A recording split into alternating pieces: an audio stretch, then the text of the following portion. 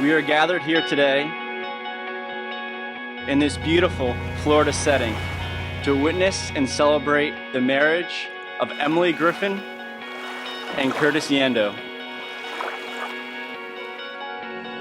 Emily, Curtis, take a moment and look out at the crowd. We are all here for you to celebrate you and your love.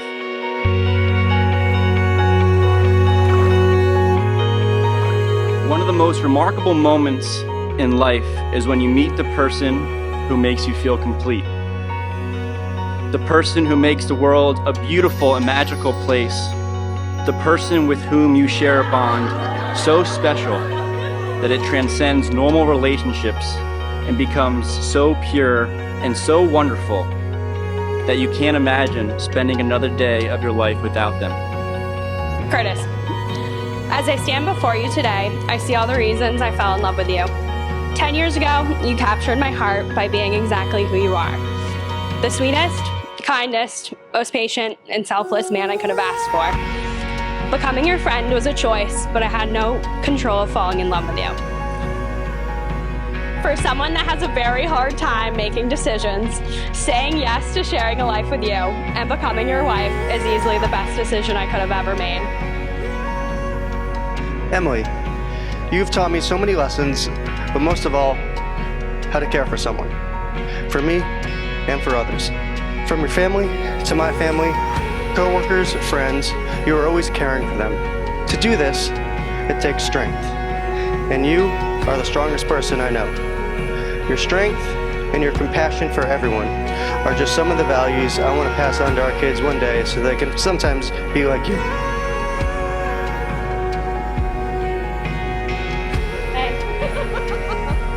Beautiful.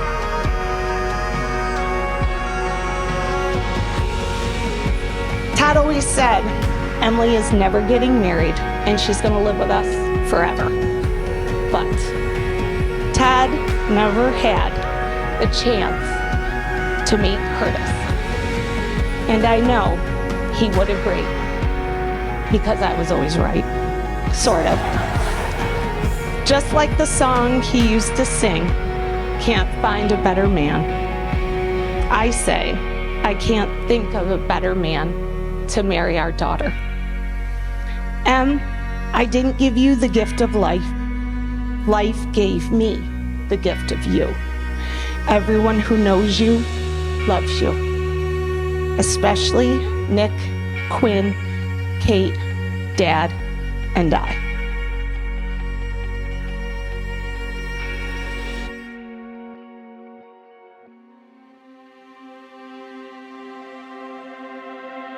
Growing up, Curtis was the best older brother Trevor and I could have asked for. Always down for a knee hockey game in the basement, pickup basketball game in the driveway, or an old-fashioned wrestling match on the third floor. Curtis has also been a great role model. I've always wanted to follow in your footsteps, including attending the same high school as St. Seb's, where nothing was better than being known as Dirty Kurt's brother. I loved watching your soccer games, and I thank you for giving me the idea of how cool it is to rock a bleach blonde haircut. Whenever you had your friends over, you'd always let me join because you cared so much about me. You don't know how happy I was to live with you again while you got your MBA at BC. With all this great success in such a short period of time, I'm surprised it took you 9 years to figure out that Emily was the one.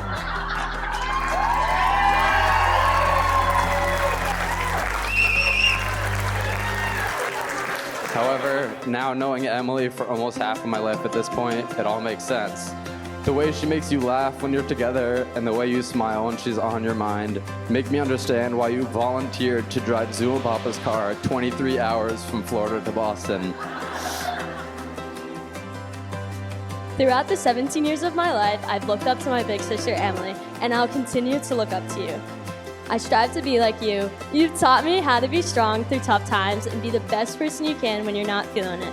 You've challenged me every day to be better, and I know I give you a hard time about it, but truly, I'm so thankful for you. Emily, you are our biggest supporter in this family, and I think I can speak for all of us that we are so grateful to have you as our leader.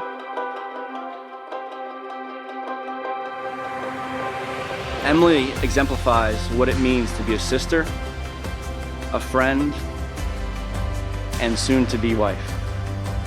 I remember one of the first times I met Emily when I visited Syracuse during our senior year, and I immediately knew that her and Curtis were perfect for each other. Emily's beautiful smile and laugh radiated in the room while watching the Super Bowl together. Both Emily and Curtis were in matching Broncos jerseys, and I thought to myself, Curtis has found his match. Emily and Curtis's actions for one another, whether it's emails every night in Spain or a move to New York City, convey the love they have for each other. So Curtis, as someone who has had the privilege of receiving Em's love and friendship for many years, know that when you face successes, she will celebrate you. When you face loss, she will be there to hold on to you. And when you want to go on an adventure, she'll be the first one to join you. Just do me one favor. Reciprocate that to her. You two are so lucky that you have found one another, and I pray that life is everything you want it to be and more. I love you guys. I promise as your wife that I will not keep score, even though I'm totally winning. I promise to tell you when I disagree with your far-stretched parlays, but no matter what, I'll always bet on you. I promise to listen with compassion and understanding. Promise to speak with encouragement. Promise to challenge you to be everything I know you can be. And above everything else, I promise to love you forever and always. Your heart is my heart. Your dreams are my dreams. Your life is my life.